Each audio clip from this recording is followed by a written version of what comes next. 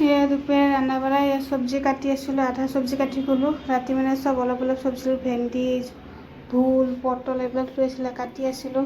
তাৰপিছত এইফালে ভোল কাটি দিছোঁ, দালি দি এইটো বেলেগকৈ বনাম আৰু এইখিনি বেলেগকৈ মানে শুকান মাছে দি পেলাই বনাম। কেনে কাটি চাটি লওঁ।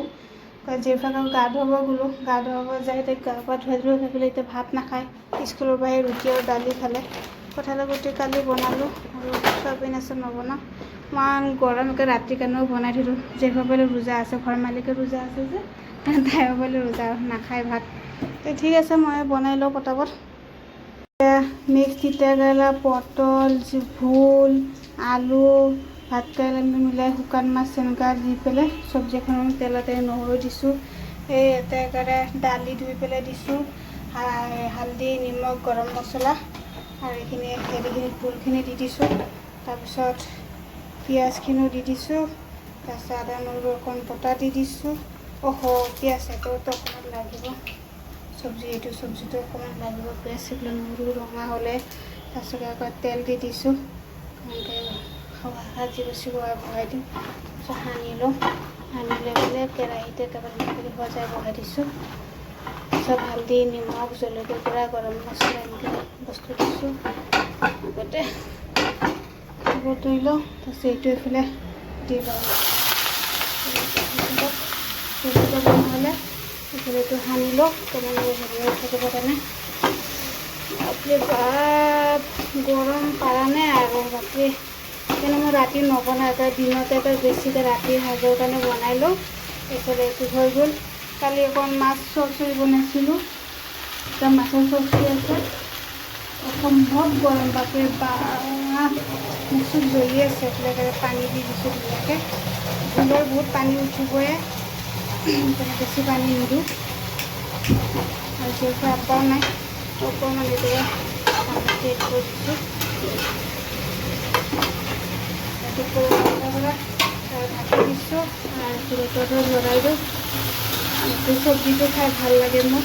এইটো মিক্স চব্জিটো সৰু সৰু হিচাপে বনালে অলপ অলপ ভোল থাকিলে ভাল লাগে। আৰু গৰমত ৰাতি খালি গৰম দিলেই হ'ল, নালাগে।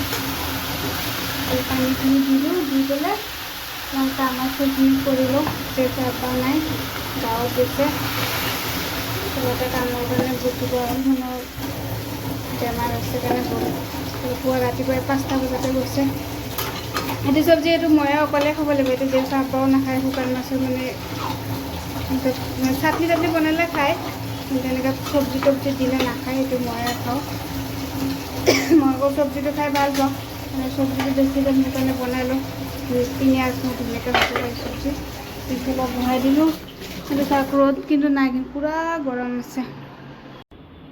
আসসালামু আলাইকুম গাইজ। এয়া ঘৰ মালিকে ৰোজা ৰাখিছে মহৰমৰ। এইফালে ইফতাৰ প্লেট মই কাটি অলপ ৰেডি কৰি দিলোঁ। এইফালে ঘৰ মালিকে তৰমুজ কাটিলে, মই এইফালে তিয়ঁহ কাটিলোঁ, বুট অকণমান চিলাই দিলোঁ, আদা নিমখ বুট কাটি ৰেডি কৰি দিছোঁ। এইফালে খেজুৰ এটা, এইফালে আম, এইটো জেৰিফাৰ প্লেট, এইটো ঘৰ মালিকৰ ল'ৰাটোৰ প্লেট। এনেকৈ ৰেডি কৰিছে। জেৰিফা বোলে ৰোজা ৰাখিছে, স্কুলৰ পৰা সেই ৰুটি দালি খালে, ভাত নাখালে, কৈছে মই ৰোজা। তাৰপিছত এইফালে দৈ চিৰা চিটি দি পেলাই দৈ নিমখ দি পেলাই এনেকৈ বনাইছে। এয়া ৰেডি কৰিছোঁ ইফতাৰ প্লেট, খাব এতিয়া।